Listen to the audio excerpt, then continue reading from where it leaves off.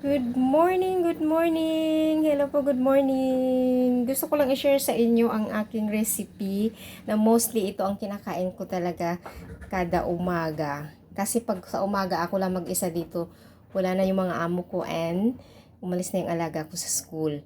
So, pero ito po ay ako po ang bumili nito. Sa akin po, hindi galing sa employer ko.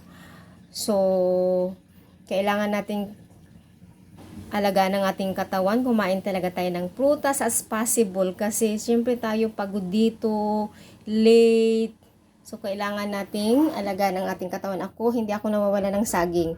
Kapag pumunta talaga ako ng welcome or any pag wala akong saging, may saging talaga ako. And, avocado. Inaano ko na kumain po kayo ng avocado everyday. Napaka-healthy po ng avocado everyday. Kahit kainin nyo lang po siya ng as usual, yung walang ibang halo. Pero ako ngayon kasi may reason akong binili dati na nag-bake ako ng banana cake. So, naalala ko, so pwede ko siyang lagyan. And saging, tas lagyan ko lang siya ng kunding gatas. Yun lang.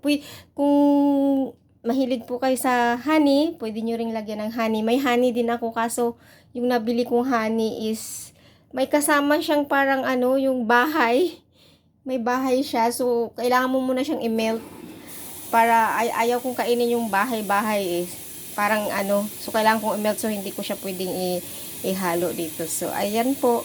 So, ika-cut ko lang siya ng ganito. So, ayan na po siya. Kinat ko na po siya. So, ilalagay lang po natin siya sa isang bowl. Kasi, paghaluin lang po natin. Ganyan lang. So, halo. Yan, ayan na matanggal. So, ayan. So, yung gusto nyo ng healthy breakfast na prutas, so, ganito po ang gagawin nyo. So, dito sa Hong Kong, kailangan po talagang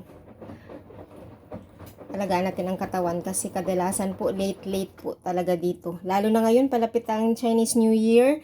Nako, late na naman yan. Dinner dito kahit saan. So, yan, lagyan lang po natin ng gatas. Ganyan.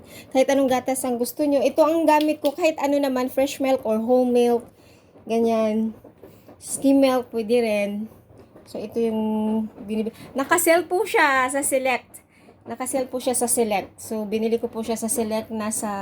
Yung mga nandito sa Hong Kong, nasa 22 lang po siya, dalawa na. So, yan, binili ko kahapon. May stock pa ako, kaso bumili na ako kasi hinatid ko yung alaga ko sa English class niya kahapon. Yan po ang aking breakfast. At, yung bread ng aking alaga kanina, hindi niya naubos. Yan, ang breakfast niya kanina. So, ako na ang mag-uubos. Hindi naman niya na-bite yan. Inano ko lang, hinati ko. So, yan lang po.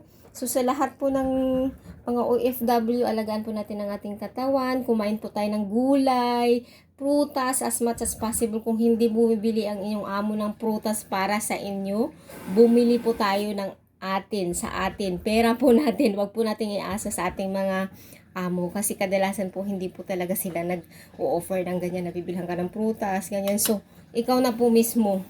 Wag mo nang iasa pa sa amo mo kasi kung iasa mo sa kanila, hindi ka po makakakain talaga ng sarili mong prutas. Pero yung amo ko naman, pag may prutas naman, open naman. Pero hindi kasi sila yung amo ko hindi kasi kumakain ng avocado eh. At saging din, hindi rin ganun. Hindi sila mahilig. So, yung hindi nila hilig, yun naman ang hilig ko. Oh my God. Orange. May orange kami. Yung orange namin, ewan ko, ang tagal na yan, hindi pa Kasi, naghahani rin kasi ako sa umaga at saka lemon. So, yun na ang inaano ko.